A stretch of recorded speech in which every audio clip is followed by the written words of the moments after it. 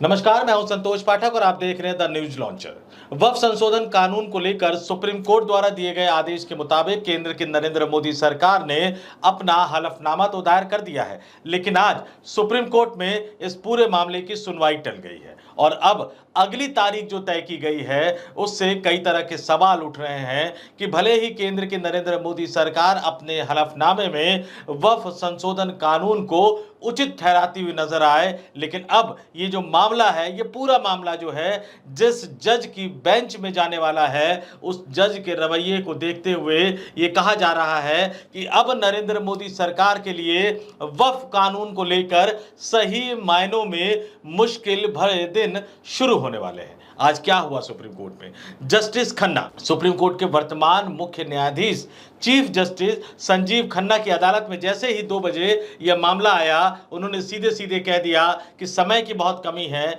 ये मामला, ये मसला बहुत ज़्यादा गंभीर है, इस पर विस्तार से सुनवाई करने की ज़रूरत है। मेरे पास समय नहीं है क्योंकि मैं रिटायर होने जा रहा हूँ, मैं रिटायर होने वाला हूँ, तो इसलिए अब इस मामले की अगली सुनवाई जो देश के नए सीजेआई बनने वाले हैं उनकी अदालत करे तो बेहतर रहेगा। और आज इस मामले को chief justice of India Sanjeev Khanna ने टाल दिया अगली सुनवाई के लिए। अब अगली सुनवाई कब होगी, उससे पहले उनके रिटायरमेंट की तारीख भी बता देता हूं। जस्टिस संजीव खन्ना साहब देश के मुख्य न्यायाधीश के पद से 13 मई को रिटायर हो जाएंगे और जस्टिस BR गवई 14 मई को इस देश के नए मुख्य न्यायाधीश बनेंगे और 15 मई को वक्फ संशोधन कानून पर सुनवाई की अगली तारीख रख दी गई है वर्तमान मुख्य न्यायाधीश जस्टिस संजीव खन्ना द्वारा। यानी अब जो अगली सुनवाई होगी उसको जस्टिस BR गवई करेंगे देश के नए मुख्य न्यायाधीश के तौर पर।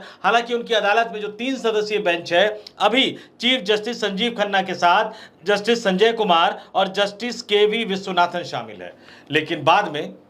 गवई साहब जब नए मुख्य न्यायाधीश बन जाएंगे तो ये उनका विशेषाधिकार होगा कि वो कौन से जजों के साथ 3 सदस्यीय बेंच बनाकर वक्फ संशोधन कानून को रद्द करने को लेकर जो याचिकाएं दायर की गई है उसकी सुनवाई करे और केंद्र सरकार ने, नरेंद्र मोदी सरकार ने जो अपना हलफनामा दायर किया है उसकी भी जांच करे, उसकी वैधानिकता, उसकी संवैधानिकता की जांच करे, क्योंकि विरोध इसी पैमाने पर किया जा रहा है। मौलिक अधिकारों का हनन है, धार्मिक स्वतंत्रता का हनन है, गैर संवैधानिक कानून है और इसलिए वक्फ संशोधन कानून को रद्द कर देना चाहिए। लेकिन सवाल ये उठ रहा है कि जस्टिस BR गवई कि बेंच में यह मामला जाने का मतलब मोदी सरकार की मुश्किलें बढ़ने जा रही है। इसको ऐसे कैसे लिया जा सकता है? इसको इस तरह से लिया जा सकता है कि जस्टिस BR गवई ने हाल के दिनों में 3 बार ऐसी टिप्पणी की जिसने दुनिया भर को यह बता दिया, जिसने नरेंद्र मोदी को, केंद्र की मोदी सरकार को, उनके मंत्रियों को, उनके सांसदों को और देश के दूसरे नंबर के सर्वोच्च संवैधानिक पद पर बैठे देश के उपराष्ट्रपति जगदीप धनखड़ साहब को बता दिया कि उनकी टिप्पणियों से जस्टिस गवई संतुष्ट नहीं है और वही जस्टिस गवई अब देश के अगले मुख्य न्यायाधीश बनने वाले हैं। भारतीय जनता पार्टी के सांसद निशिकांत दुबे सुप्रीम कोर्ट पर धार्मिक युद्ध भड़काने का आरोप लगा चुके हैं, गृह युद्ध भड़काने का आरोप लगा चुके हैं। उपराष्ट्रपति जगदीप धनखड़ साहब भी सुप्रीम कोर्ट को उनकी हद बता चुके हैं, एक बार नहीं बल्कि कई बार बता चुके हैं और लगातार इनके बयानों का सिलसिला जारी है। इसलिए उनके बयानों के बारे में मैं आज विस्तार से आपको नहीं बताऊंगा, लेकिन यह बताऊंगा कि जब वो बयान आ रहे थे, चीफ जस्टिस संजीव खन्ना छुट्टी पर थे, लेकिन जस्टिस BR गवई की बेंच में जब जब जो मामला आ रहा था, हर उस मामले में वो तल्ख टिप्पणी करते हुए नजर आ रहे थे, ये संदेश देते हुए नजर आ रहे थे कि हम पर आरोप लगाया जाता है कि हम कार्यपालिका में हस्तक्षेप करते हैं, हम विधायिका में हस्तक्षेप करते हैं, हम राष्ट्रपति को कैसे आदेश दे सकते हैं, हम सरकार को, संसद को कैसे आदेश दे सकते हैं। और जब ये वो बोल रहे थे, जब वो ये टिप्पणी कर रहे थे, तो इसका मतलब, इसका लब्बो-लुआब यही निकाला जा रहा था कि जस्टिस BR गवई इस देश की सरकार को, इस देश के सत्तारूढ़ पार्टी के नेताओं को एक संदेश देने की कोशिश कर रहे हैं कि आने दो मामला, मुख्य न्यायाधीश बनूंगा तो आपको बताऊंगा कि सुप्रीम कोर्ट की पावर क्या होती है, सुप्रीम कोर्ट की असली पावर क्या होती है। और ये मैं हवा में नहीं बोल रहा, तथ्यों के साथ बोल रहा हूं, तारीखों के साथ मैं अब आपको बताने जा रहा हूं कि जस्टिस बी आर गवई की बेंच में कब कब कौन कौन सा मामला सामने आया और कब कब वो इशारों में जवाब देते हुए नजर आए, सुप्रीम कोर्ट पर लग रहे आरोपों पर कटाक्ष करते हुए, कटाक्ष की शैली में वो पलटवार करते हुए नजर। जब देश के उपराष्ट्रपति जगदीप धनखड़ और भारतीय जनता पार्टी के सांसद निशिकांत दुबे के बयान को लेकर एक तरह से राजनीतिक तूफान मचा हुआ था, उसी दौरान 21 अप्रैल को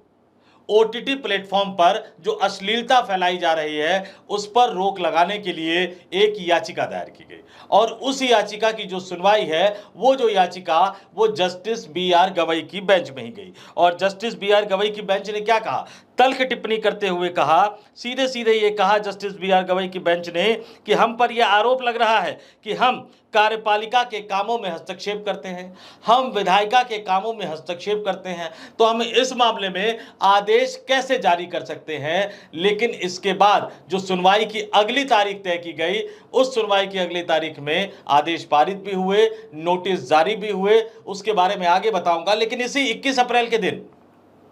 एक और मामला जस्टिस बी आर गवई की अदालत में ही गया और वो पश्चिम बंगाल के मुर्शिदाबाद को लेकर सुप्रीम कोर्ट में दायर की गई उस याचिका में सुप्रीम कोर्ट से यह मांग की गई थी कि वह पश्चिम बंगाल में अर्ध सैनिक बलों की तैनाती का आदेश दे और राष्ट्रपति शासन लगाने का भी आदेश दे। जस्टिस बी आर गवई ने इस याचिका पर एक तरह से इशारों में सुप्रीम कोर्ट के खिलाफ बयान देने वाले नेताओं पर तल्ख टिप्पणी करते हुए कहा कि हम पर यह आरोप लग रहा है, हम पर यानी सुप्रीम कोर्ट पर यह आरोप लग रहा है कि हम कार्यपालिका के अधिकारों में दखल दे रहे हैं और आप चाहते हैं कि हम राष्ट्रपति को परमादेश जारी कर दें।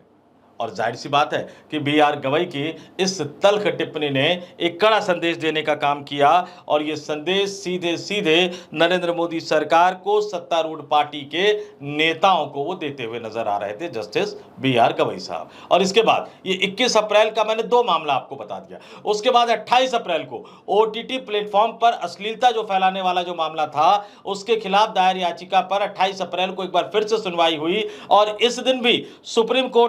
सुप्रीम अदालत ने जस्टिस बी आर गवई ने एक बार फिर से वही मसला उठाते हुए कहा कि हम पर यह आरोप लग रहा है कि हम कार्यपालिका और विधायिका में दखल दे रहे हैं, लेकिन यह चिंताजनक स्थिति है, लोग अपने बच्चों के हाथ में मोबाइल फोन दे देते हैं, हम इस मामले में नोटिस जारी कर रहे हैं। यानी 21 अप्रैल को 2 बार तल्ख टिप्पणी, सीधे सीधे इशारों में बता दिया कि वो इस चीज को भूलने को तैयार नहीं है। 28 अप्रैल को भी जस्टिस बी आर गवई ने खुद तल्ख टिप्पणी तो की, लेकिन इसके साथ ही साथ उन्होंने नोटिस जारी करके ये भी बता दिया कि सुप्रीम कोर्ट के अधिकार क्या है। सुप्रीम कोर्ट के अधिकार असीमित अधिकार है और सुप्रीम कोर्ट जिस मामले में चाहे वो फैसला कर सकता है। और वही जस्टिस बी आर गवई साहब 15 मई को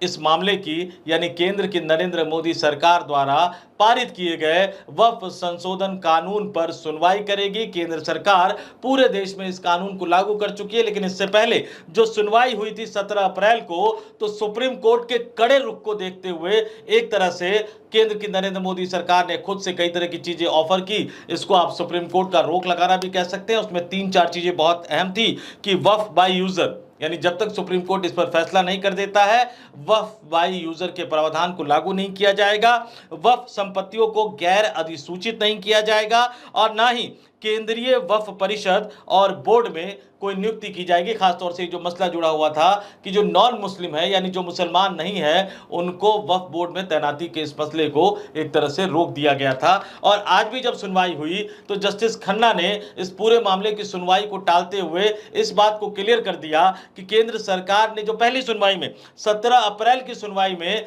जो आश्वासन दिया था कि इन विवादित प्रावधानों को लागू नहीं किया जाएगा, वो आदेश अगली सुनवाई तक बरकरार रहेंगे। अब अगली सुनवाई को जो देश के नए मुख्य न्यायाधीश बनेंगे जस्टिस बी आर गवई साहब, वो तय करेंगे कि इस पर एक प्राथमिक आदेश देना चाहिए या इस पूरे मामले की विस्तृत तौर पर सुनवाई कर इस पर एक बड़ा आदेश देना चाहिए। हालांकि अभी सुप्रीम कोर्ट के 3 जजों की बेंच इस मामले की सुनवाई कर रही थी। अब जब अगली सुनवाई होगी तो देश के नए मुख्य न्यायाधीश जस्टिस बी आर गवई ये फैसला करेंगे कि सुप्रीम कोर्ट के 3 जजों की बेंच ही इस मामले को सुनती रहे या इस मामले को किसी बड़ी बेंच को भेज दिया जाए, क्योंकि इसमें धार्मिक स्वतंत्रता का और मौलिक अधिकारों का एक बहुत ही महत्वपूर्ण मसला है, जो इस देश के संवैधानिक ढांचे से, इस देश के संविधान के ढांचे से भी जुड़ा हुआ है। और देखिए कि वक्फ संशोधन कानून को लेकर किस तरह से परिस्थितियां लगातार बदल रही है। इससे पहले जब सुनवाई हुई थी 17 अप्रैल को, और उसके बाद आज जब दूसरी सुनवाई हुई तो स्थितियां कितनी बदल गई। बीच में जम्मू कश्मीर के पहलगाम में एक बड़ा आतंकवादी हमला हो गया और पूरे देश का माहौल बदल गया। अगली सुनवाई 15 मई को होनी है और उसमें नए मुख्य न्यायाधीश की बेंच में यह मामला जाएगा। तो अब सरकार के लिए कई तरह के सवालों का जवाब देना असहज होता हुआ चला जाएगा। हालांकि अभी सुप्रीम कोर्ट में जो सरकार की तरफ से जो हलफनामा दायर किया गया, उस हलफनामे में सरकार ने इस कानून को पूरी तरह से सही बताया, इस कानून को पूरी तरह से वैध ठहराया। आपके स्क्रीन पर मैं आज तक की यह खबर दिखा रहा हूं। आज तक का यह खबर, आज तक का यह दावा है कि केंद्र की नरेंद्र मोदी सरकार ने वक्फ संशोधन कानून को लेकर सुप्रीम कोर्ट में जो हलफनामा दायर किया है उसमें वक्फ बाय यूजर को सही बताया है। अल्पसंख्यक मामलों के मंत्रालय की ओर से सर्वोच्च न्यायालय में दिए गए 1332 पेज के हलफनामे में पुराने वक्फ कानून के प्रावधानों का हवाला देते हुए कहा गया है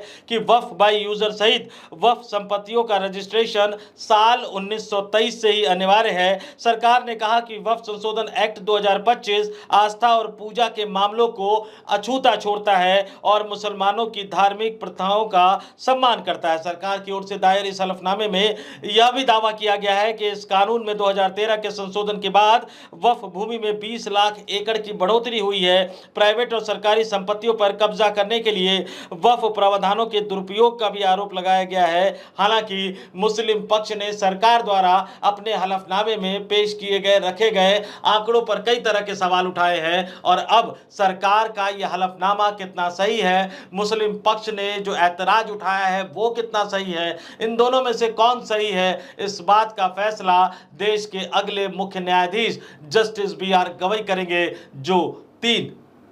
अलग अलग मौकों पर बयान वीरों को, भारतीय जनता पार्टी के, केंद्र की सत्तारूढ़ पार्टी के बयान बहादुरों को और देश के उपराष्ट्रपति जगदीप धनखड़ साहब को इशारों इशारों में तल्ख नसीहत देते हुए नजर आए। देखते हैं 15 मई को अब इस पूरे मामले की सुनवाई जब जस्टिस बी.आर. गवई वाली नई बेंच करेगी, नए मुख्य न्यायाधीश के तौर पर जस्टिस बी.आर. गवई इसकी सुनवाई करेंगे, तो उस समय केंद्र सरकार के स्टैंड को लेकर, मुस्लिम पक्ष की मांग को लेकर गवई साहब का क्या रवैया रहता है। इस वीडियो में इतना ही। मुझे यानी संतोष पाठक को दीजिए इजाजत। आप तमाम लोग देखते रहिए द न्यूज लॉन्चर। नमस्कार।